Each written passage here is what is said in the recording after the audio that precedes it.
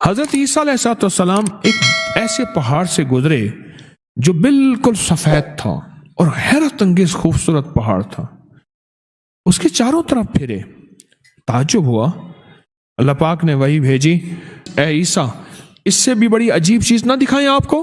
آپ نے پہاڑ دیکھا، خوبصورت، دودھیا، بالکل دودھ کی طرح سفید، چاروں طرف پھرے، حیران ہوئے. اس سے بڑی کوئی انوکھی چیز آپ کو نہ دکھائیں؟ میں یا اللہ ضرور دکھائیں. پہاڑ پھٹ گیا. ایک شخص نکلا، اس کے ہاتھ میں سبز رنگ کا عصا تھا، اس کے پاس ایک انگور کا خوشہ تھا اور وہ کہنے لگا روزانہ یہ رزق مجھے ملتا ہے پتھر کے اندر. پوچھا تو پتھر کے اندر کب سے عبادت کر رہا؟ عیسیٰ علیہ السلام نے تو کہا کہ میں گزشتہ پتھر کے اندر 400 سال سے عبادت کر رہا ہوں. اب عیسیٰ علیہ السلام نے گمان کیا، یا اللہ اس سے زیادہ عبادت کرنے والی مخلوق یقیناً تو نے کہیں پیدا نہیں کی ہوگی. اتنی عبادت کرنے والا بندہ جو 400 سال تک نہ کوئی گناہ دیکھا، نہ سوچا، نہ گناہ سنا، نہ گناہ کا گمان خیال، دن رات عبادت میں مشغول ہے. تو اللہ پاک نے فرمایا جو شخص امت محمدی میں، میرے کملی والے کی امت میں 15 شعبان کی رات کو صرف 2 رکعت پڑھ لیتا ہے. کتنی رکعت؟ بس 2 رکعت پڑھ لیتا ہے. اب آگے سنیں، اس کی 400 سال کی عبادت سے، اس کو 400 سال کی عبادت سے افضل ثواب دیا جاتا ہے. یہ سن کر عیسیٰ علیہ السلام بولے اے کاش میں بھی کملی والے کی امت میں ہوتا، میں بھی مدینے والے کی امت میں ہوتا اور میرے اوپر بھی 15 شعبان کی رات آتی اور میں بھی 2 نفل پڑھتا اور اس 400 سال عبادت کرنے والے سے بھی افضل مقام پاتا. اس ویڈیو کو لائک اور شیئر کریں. اب کریں یوٹیوب چینل کو ضرور سبسکرائب کریں اور بیل آئیکن پر بھی کلک کرنا نہ بھولیں تاکہ چینل پر آنے والی ہر ویڈیو آپ کو فوراً مل سکے. السلام علیکم ورحمۃ اللہ وبرکاتہ. شعبان کا انتظار تھا، آ گیا. زندگی کی کتنے شعبان گزر گئے، یہ بھی گزر جائے گا، لیکن یہ شعبان ایسا شعبان ہو جو ہمارے لیے برکتیں، رحمتیں، خیریں اور خوشیوں کا ذریعہ بنے گا اور ہمیشہ بنا ہے. شعبان تو آتا ہی اس لیے ہے. میرے آقا سرور کونین صلی اللہ تعالی علیہ وسلم نے رجب، شعبان اور رمضان کو خیر و برکت کا مہینہ فرمایا اور اس کا استقبال فرمایا. فرمایا میرے حضور رجب سے رمضان کا استقبال شروع کر دیتے تھے، رجب کے مہینے سے، اور رمضان تو، شعبان تو پھر اور حیرت انگیز برکات ہے.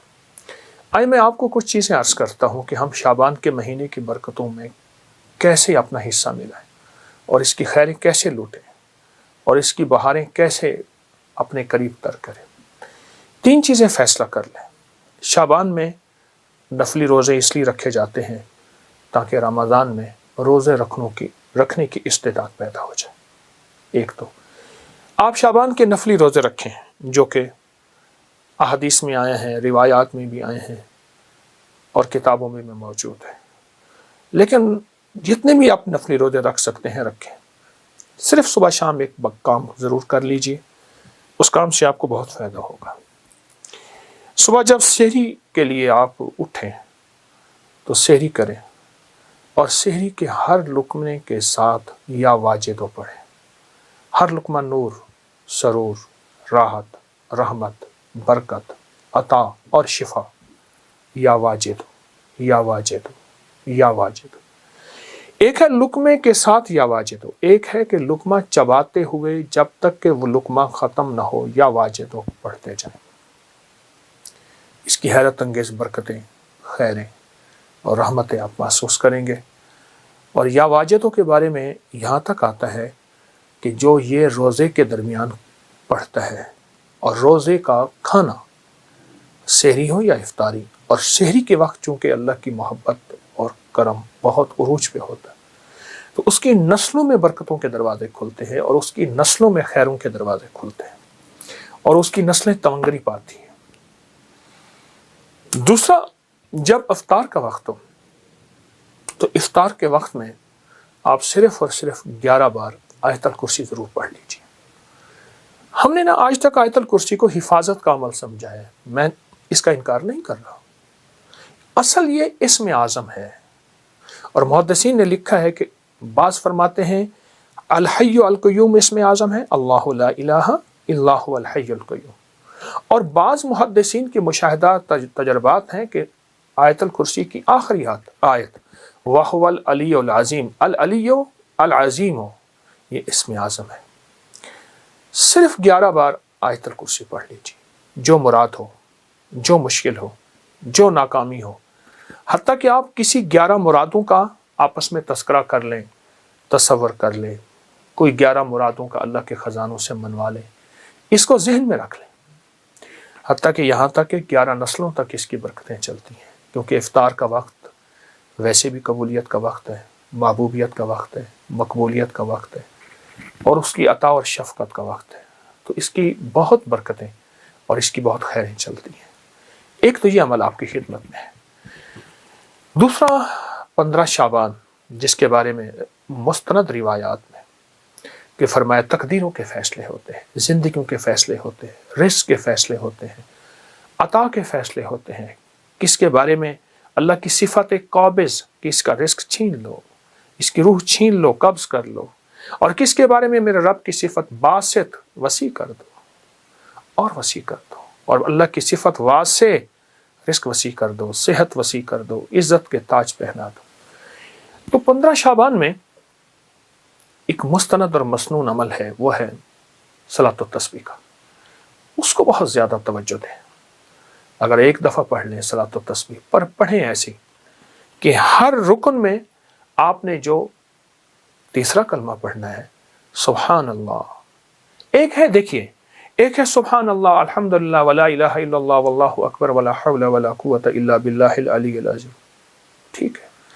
ایک ہے ٹھہر ٹھہر کے، اور ایک ایک لفظ کو جذب کر کر کے، اور ایک ایک لفظ پہ اللہ کی محبت اور توجہ دے دے کر، اور ایک ایک لفظ پہ پورا دھیان جمع کر.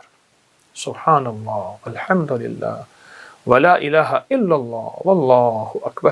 اللہ کا نام لیتے ہی ہمارے دل میں اللہ کی عظمت آ جائے، اللہ کا نام لیتے ہی منہ میٹھا ہو جائے، اللہ کا نام لیتے ہی حلق بھر جائے، اللہ کا نام لیتے ہی رواں اور انگ انگ ایسے رونگٹے کھڑے ہو جائیں.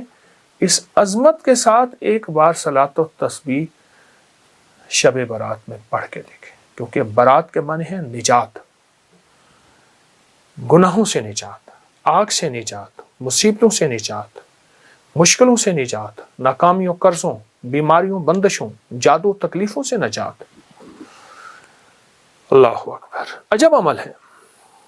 صلاۃ و تسبیح پڑھیں، مغرب کے بعد پڑھیں، عشاء کے بعد پڑھیں، فجر سے پہلے پڑھیں، رات کے کسی لمحے پڑھیں، پر تنہائیاں ہوں اور اللہ ہو. یا اللہ دنیا میں ایسی جگہ کوئی کہیں ہوتی، اکیلے بیٹھے رہتے، یاد تیری دل نشیں ہوتے.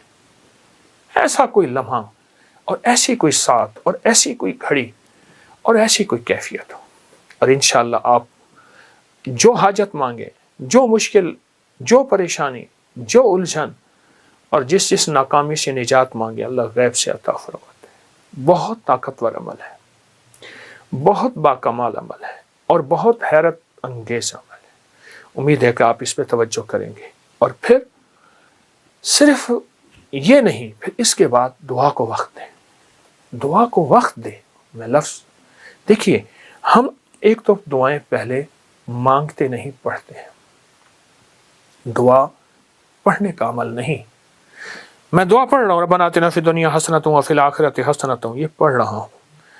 دیکھیے، سائل منگتا، جسے ہم بھکاری کہتے ہیں، چوراہوں پہ، سڑکوں پہ، گلیوں میں، اس کی نظریں منگتی، اس کا لباس منگتا، اس کے بول منگتے، اس کے ہاتھ منگتے، اس کے جذبے منگتے، اس کی چال منگتی، اس کی ڈھال منگتی، اس کا حال منگتا. آپ سوچیں.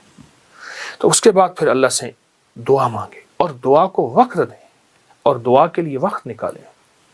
دعا مانگے، دعا کو وقت دیں اور دعا کے لیے وقت نکالیں.